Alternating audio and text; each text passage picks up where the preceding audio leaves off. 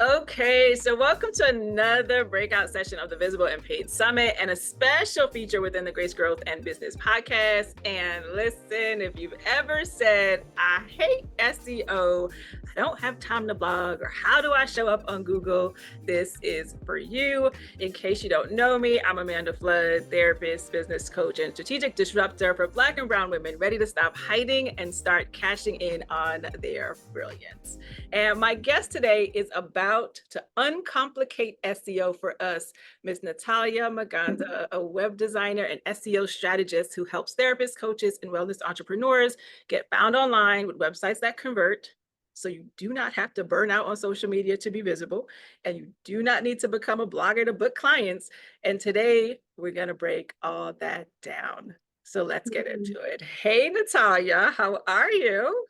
Hi, I'm very excited to be here. And like you said, to not overcomplicate SEO and make this as easy as possible to digest for therapists and wellness practitioners.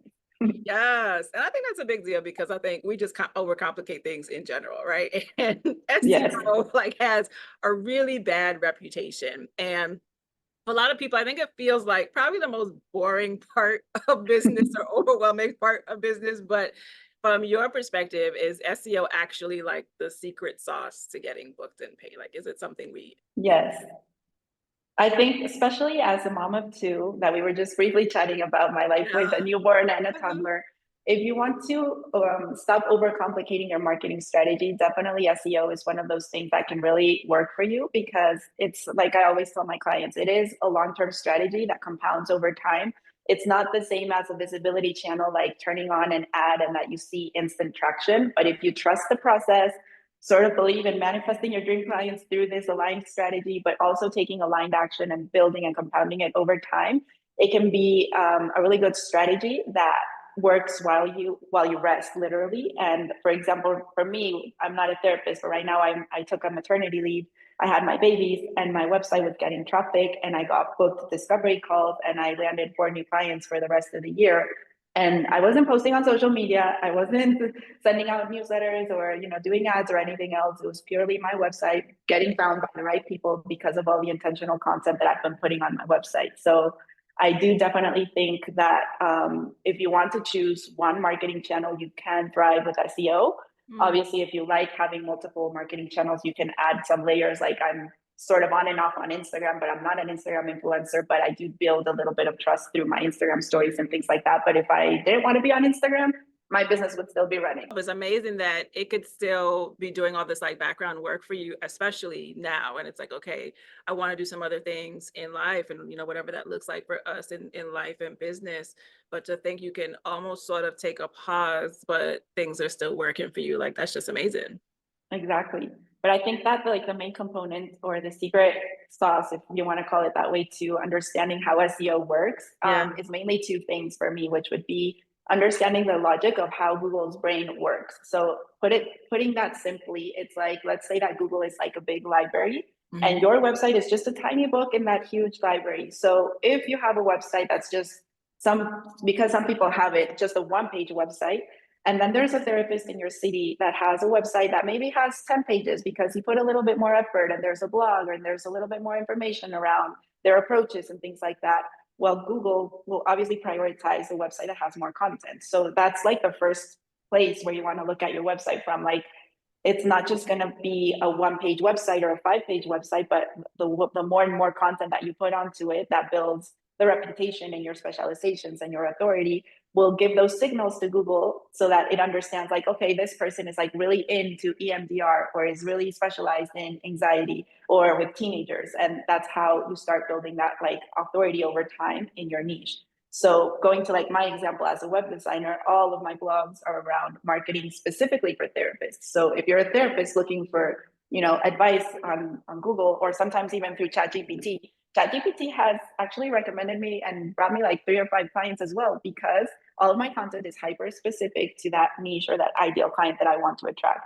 So that's like the first component of understanding how Google's brain works a little bit without overcomplicating. Like you need to learn an SEO tool right now, learn how to do keyword research. Like it's just understanding that your website will need this ongoing helpful content that will help humans make a decision. And if you plan it that way, even without being an SEO expert, you'll do better with your SEO in general. And the second component is understanding to build the content around your website with frequently asked question logic. So this is like a human, again, not looking for keywords or stressing about, should I use this exact phrase or this other phrase, is trying to understand like, what are those 10, 12, 20, questions that people might have around this particular topic. So I work with a lot of clients that have that serve the niche postpartum depression, for example. So what are those questions that those moms are making before they decide to work with the therapist? So it might be like, how do I know if I have postpartum depression? Like, what are the symptoms of baby blues, or what's the difference? How long does this last, right? Like, and just brain dumping that list of general human questions that people might have around understanding what's happening with their mental health will help you plan the actual content that might need to go on your website without even having to open a tool. So those are like the two approaches that I like to explain. And I love it. And clearly this is your craft and you love your craft, because she said, let me just drop all these gems for you real quick. Okay. Yeah. So some of the things that I heard is that it's a very intentional strategy. Like, it isn't just something you get up and do. And I think sometimes we struggle with being patient, but understand that like it'll take some time, and it's just starting to show up. Really knowing the person that you love to serve anyway, like what are they looking for? What are the questions that they have?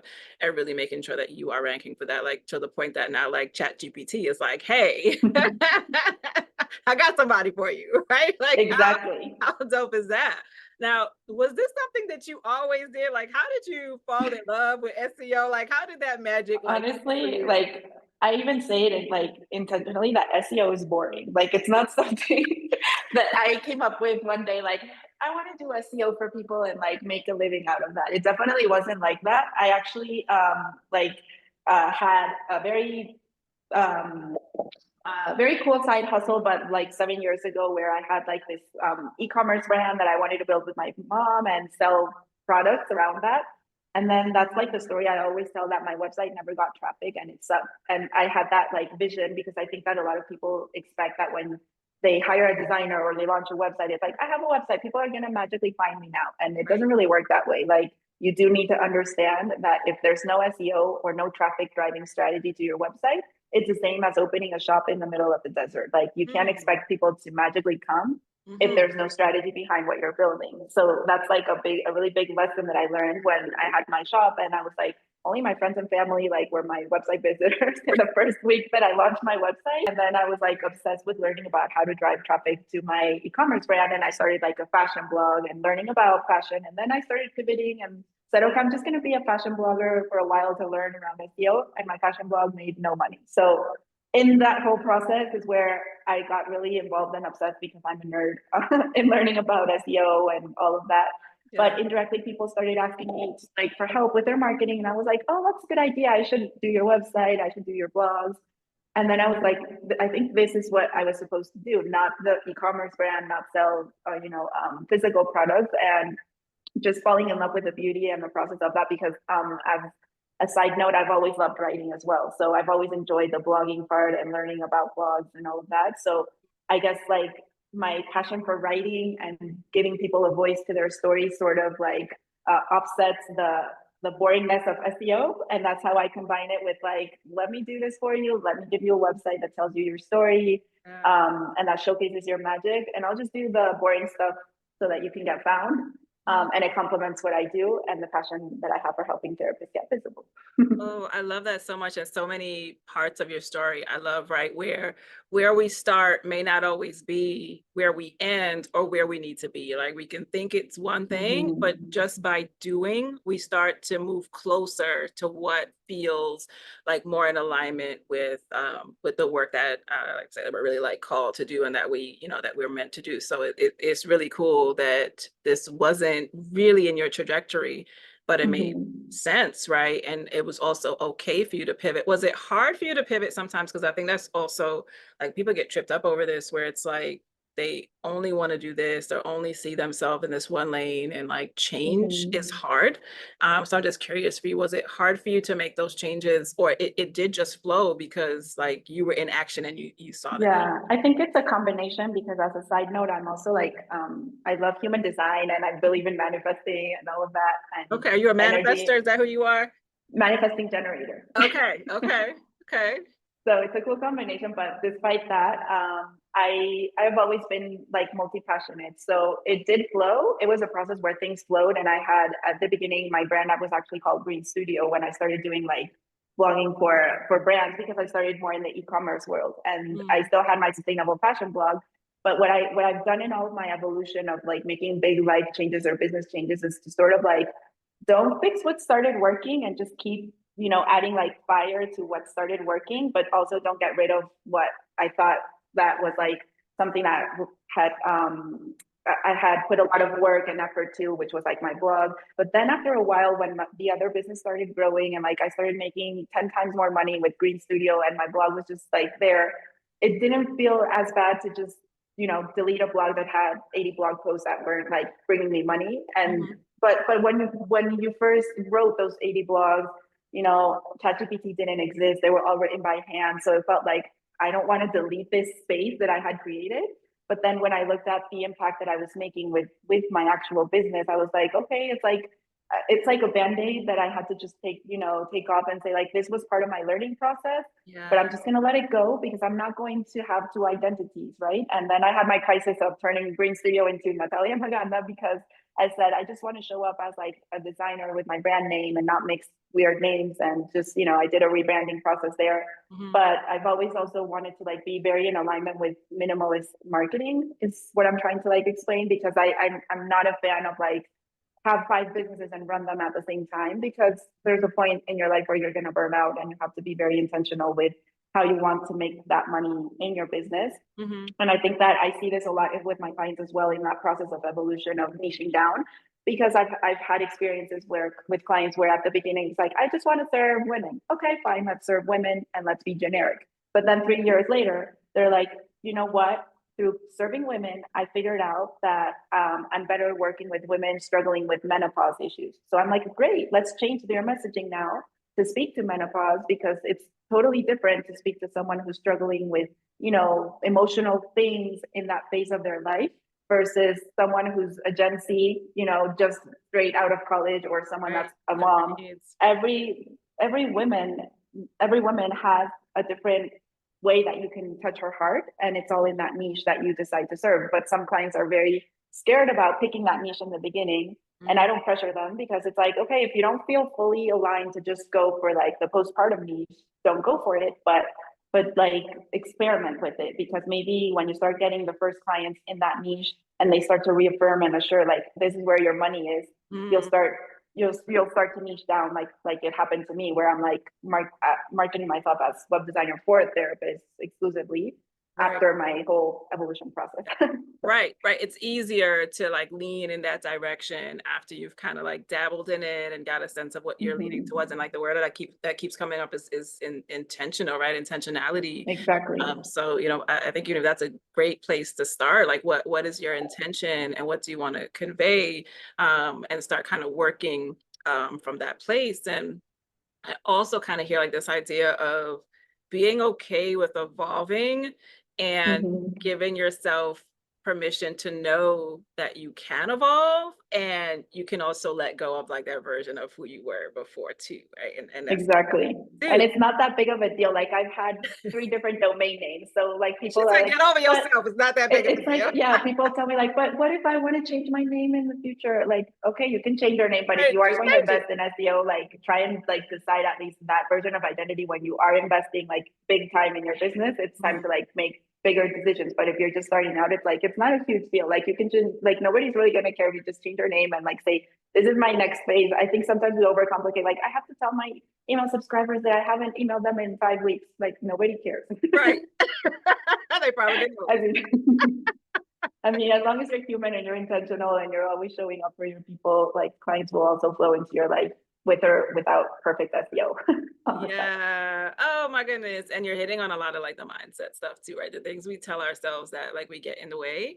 And I see this a lot too for some of the folks that I work with. There's a lot of fears of like putting themselves out there and embracing new approaches, right? I think a lot of us have been in the same track forever as professionals, and doing things differently feels funky. So even in like the SEO space, right? So, from your experience, why do you think as therapists, entrepreneurs, why do you think we avoid SEO and kind of believe that it's not for us? I think from experience working with my own clients, trying to teach them SEO, I used to have a course. I might do one in the future. I might not. I don't know. But I gave it for free to like 3 people. And it was a very comprehensive course. And they didn't want to do it. It's like it was there in their inbox. And I think it's hesitation of time. And it's a skill that they don't want to learn. And when I started marketing myself, I was like, hey, what if I did your blogs for you, like with a little help of AI, and I can make it more affordable for people? And like we just start positioning yourself and you just approve the content. That's when my business exploded. Because I think that there's also that mindset shift that sometimes we feel that outsourcing some of the things that we don't want to learn, like we instantly say no, and we don't want to take that on because we don't feel worthy of outsourcing someone yet, or that our business can't afford that. And I think that a huge part of that is like the mindset work of understanding that you can have support in your business, no matter how big or small it is, for it to grow. And it's going to help you get the visibility that you need for the income goals that you want. Right. If you, I have had, sorry, some people that did take the class and told me like, oh my gosh, everything that you showed there was like amazing. And they started growing their blog. Like 2 of my clients did implement, but like other 3 were like, this is not something I want to do on my weekends, right? So I think that if we put it into a tangible like outcome of what you're asking is like, as a therapist, you have to decide where you want your energy invested. Like, do I want it invested in learning the skill or outsourcing it, and make aligned decisions from there? Because if you do want to learn the skill, then you have to put in the effort and the time to learn it, to implement, to do the strategies, to do that consistent content like any other marketing channel, because marketing will always cost you either your time or your money. It's as simple as that. Very true, and like so clear and to the point, and you have to kind of decide what's important to you and on both sides, right, in terms of cost and energy, because especially starting up, there's a lot that you may do yourself and a lot that you have to learn, but is it the best use of your time and resources to learn the thing? Or maybe it's more about like doing the research to find like who can support you based on the level that you're at, right? So yes, so good. And I think that still shows up as we go along. It's not even just like a beginner problem, right? I think in every phase you have to decide what you do with your time and your energy. Absolutely, and especially for me right now as a new mom of a newborn, I'm constantly thinking of ways to buy back my time. And it's like, if this investment of support in my business or in my house help or things like that is going to support my energy, I can show up better for my clients, for my family, and have a work-life balance. Because I think we're all after that. We're not here to work double jobs. The one that you have with your clients and then the marketing job is also very time consuming. And people are sometimes think that I'm crazy, but it's not that I have like 500 robots behind me doing everything, but I do my own marketing. I have a lot of blogs. I have newsletters scheduled up until December. I'm planning a podcast. We've collaborated. I did my bundle with you. I think, we've done, I do a lot of things for my own marketing, and still I can manage to, do the strategy for SEO for 30 plus people and still have a life. But it's because I also have, two people that help me with my business. We are super besties with ChatGPT, and we've invested time in learning how to use ChatGPT for our clients. But that's a skill that you're like outsourcing with someone like me. You're not learning that, and you're outsourcing that knowledge with someone that's been using AI for years, learning AI for years. But you can also decide to do that yourself, but it always comes with that cost that we're discussing.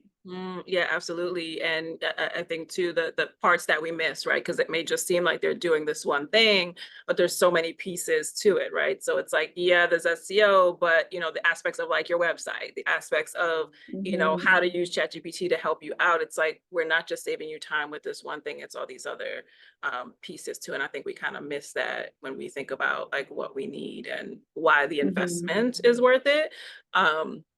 But I'm gonna swing it back to SEO because we could talk about that all day, how you invest in yourself and protect your energy and not work so hard.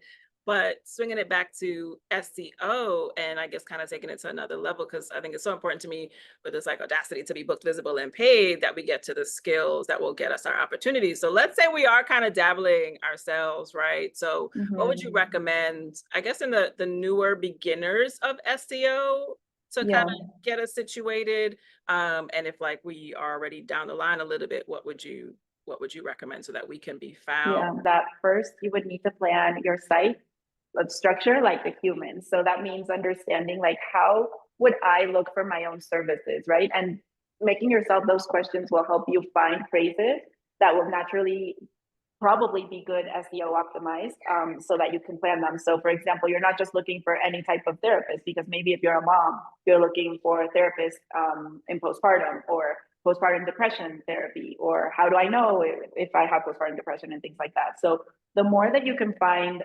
a secondary word that supports just therapy in general will give you better phrases that you can plan your site structure with. So let's say that you find those 2 to 3 core phrases. You're going to plan, the SEO for your home, your about, and your 2 primary services that you want to rank for, your contact page, and that would be your primary site structure. So once you find those words, it's important to naturally just use them in your whole structure. So, and I'm going to get nerdy with terminology because that's SEO when you're asking it, but you would need to optimize, the meta title, the meta description, and make sure that those phrases are naturally used in the headings, subheadings, some paragraphs. But you don't have to obsess about, because there's so many SEO checklists and so many components to technical SEO that sometimes starts to overwhelm people. I like to simplify how you look at it by just trying to naturally incorporate those phrases in your copy, and in those primary places on the website, so that like your structure is anchored in that niche. So if we're talking about postpartum therapy or therapy for moms, you would want to like repeat that in your site structure intentionally several times, and that would be the core structure. Then the golden gem here is also to pick a primary city where you want to rank for, because I think that a lot of therapists don't focus on local SEO, and that can instantly give you a quick win. And that's something that we like to do for all of my clients as well, because I know that you can serve all of California. I know that you can serve all of New York. But if you pick the city where you live, or where you can have, your Google business address claimed, you can even hide your Google business address from your Google business profile. So it's not like you just need to get it verified, but you just have to pick like a city from where you would build your core SEO, and then optimize all of your URLs for that city. So instead of postpartum therapy for anyone in the entire world, where you compete with everyone, you will probably have a lot more chances to rank in the city of New York if you just use New York in your URL or in the meta titles and the meta descriptions as well, because that will trigger when people are searching for that specific service, like near me or in the maps and things like that. So that's primarily how, with just the site structure and without even needing a blog, you can start ranking for that.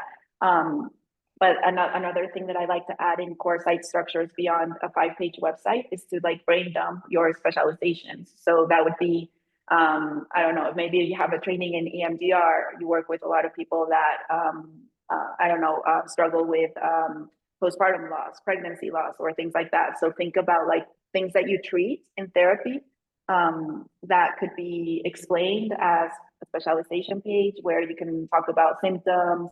How do I know if I have this type of verbiage content? And those, you can build them probably looking like a blog post or as a service page, however you prefer in terms of design. But the thing there is to try and build as many as you can around, what you can serve. And that's not necessarily blog content, but it's strategic content that's going to like support your specializations and what you do for others. And making sure that that's also optimized for the core location will instantly give you a boost in your city. And oh, you have more. I have more because you asked. that would be the foundation. And then if you can, I mean, it's not, it is a little time consuming, but if you can, to submit your site to, local directories, as many directories as possible. There's this term that's called backlinks or backlink But yeah, link building and SEO is important because especially now with the era of AI, Google really prioritizes sites that like have authority. So what this means is that you have to like sort of prove your authority in your field by just having other sites linking back to yours so that Google sort of sees your site as more legit than just a brand new website that nobody knows about. So if you have several other places that are linking back to your site, as many as you can to, per year to build those links, even though it is tedious, it is something that takes a little bit of time to like, look up those directories or reach out for collaborations or, press mentions and things like that will give a boost to your domain. And that's how you could get away with not necessarily having a blog. But obviously, after all of that initial foundational structure, you do add consistent blogging, then it's going to be perfect forever. Well, it will compound over time, is what I'm trying to say. Yeah. Oh, I love it. And I love it because it's like saying, tell everybody what you do and like all the time, but like be really clear on and what you do. And it's like everywhere, right? If you were driving down the street, you have the sign on your car, you got on the t-shirt, you got the pen, like everything is that, but doing that in the digital space, right? So Exactly. really good stuff to think about. And for those of you guys that are listening, make sure that you drop for us what you are most excited about in the comments, and whether that's hearing how you can level up your page and your SEO and your site with some of the tips so far, or if it's even outside of that where it's like, all right, I need to stop playing myself and just hire somebody, like whatever that is for you. Make sure to put it in the comments, and definitely hit like and go share it with a friend, because there is no gatekeeping in this space, right? So, all right, so I'm going to drop you one quick question as we start to wind down here. If you had to start over, what would you tell yourself about getting booked, visible, and paid? Like, what's that one thing you wish you knew when you started? I think it's going to be more related to mindset because I've been healing my relationship with money these 7 years. And I think I would have told myself, you're going to hit your first 10K months and you're going to build a 6-figure business and you need to believe it. And just do whatever it takes to make that happen. And don't be scared about scary business investments, whether that's a course or whether that's hiring out, because we've talked about this multiple times right now. Because I was very scared of spending money in my business. And I think that working with that mindset and healing that relationship with money and believing in yourself, even though it sounds cliche, but believing in your capacity to sell yourself is what I think has helped me sell myself and have a stable business right now in my postpartum, and being very grateful with all the clients that I have and being found by Google and recommended by ChatGPT. But it's been a journey. Like I've had nights where I've obviously cried and wondered, like, is this worth it? Should I just quit and like go back to a 9 to 5? But if you do genuinely want that freedom in your life, you just have to put in the work and believe in yourself. I love that. And I think every like level of growth probably requires like more shifts in belief, but it is really hard to build to that place of stability when you don't believe, right? Because you second guess yourself. It takes you just so much longer to get there. Yeah. And I remember when I first quit my job, I can just add as a little side story. I joined a course, like a coaching program that cost me $4,000 to build your funnel in 90 days and whatever. And I remember that the mindset coach was telling me, like, what if I told you that this is going to happen for you, but like I can't tell you when, but it's certain it is going to happen. How would you feel? And I was like, okay, I would feel less stressed to pay my debt, to pay this course, to pay blah blah blah. I would do everything with more intention. And even though that advice was like very generic at that time for me, it has sunken in deeper over the years because I've seen it in like looking back at sometimes in my journey, maybe my content was desperate or it was like coming out of scarcity mindset and not out of like, trusting the process and things like that. And I think that I am a believer also like in the marketing magnetism and the energy in your content as well and things like that. So I do feel that also plays a huge role in why people decide to work with you and how you also attract them. Yes. Oh, I love all of this because it's like so important to me. It's like mindset and like marketing, like it goes together, right? It's like it just doesn't work well otherwise, because it's hard to keep working, especially when things aren't showing up for you as you like. Because like we said, it's patience, y'all. It's the long game. Whatever strategy you take, it takes work and it takes time. But if you really don't believe that, and every hardship makes you second guess and really throws you off. And like, that's really what you have to work on, right? So you can really sustain this for yourself first, so you can really build like an amazing business. Because I agree, you do attract that energy. And sometimes we don't realize it. Like we are Yeah, not attracting the greatest or the best clients or the clients that's going to help us get to the levels that we want because we don't believe that we can be at that level. Yeah. exactly. Yeah, Yeah. you said it. Just amazing. Just amazing. So, all right, guys. So now if you're listening and you're like, oh, I need this woman in my business right now. That's all, even though I know you have life happening and you're already booked and busy. But where can people connect with you or get support addressing their website and SEO? Like we'll definitely link everything and stuff like that. But Yeah, you can go to my website, nataliamaganda.com, and I have several resources there. I have an SEO checklist, and I also have a training where I break down a little bit more in detail what I explained right now that you're probably like, what the hell is she talking about? I have a detailed checklist that you can implement. So you can definitely go to my website and find all of that. And yeah, if you decide to work with me, we also are taking on clients, and you can book a discovery call as well. I love it. So thank you so much, I think, for demystifying something that so many of us have avoided or didn't really quite understand, and just kind of showing us that it doesn't have to be so scary. We can start with what we have already with our website, or we can start building on what we already know, which is like our skills, our expertise, our people. Just start talking to them from that place, and it doesn't have to be techie and draining, but also understanding too, if that's not your cup of tea, that's okay. Go find you an expert and take that up too, and that is okay. So to everybody that's here, whether you're just getting started or you've been building, we really hope this conversation today, this little mini breakout, unlock some things for you so you can finally level up and get found. That is our hope for you. And definitely, again, if you've enjoyed this episode, remember to share your takeaways with us in the comments, and be sure to check out all of the other breakout sessions on the Visible and Paid series.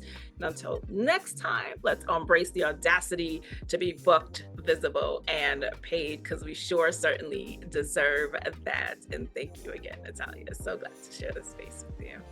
Thank you. It was amazing to be here with you as well, and with everybody.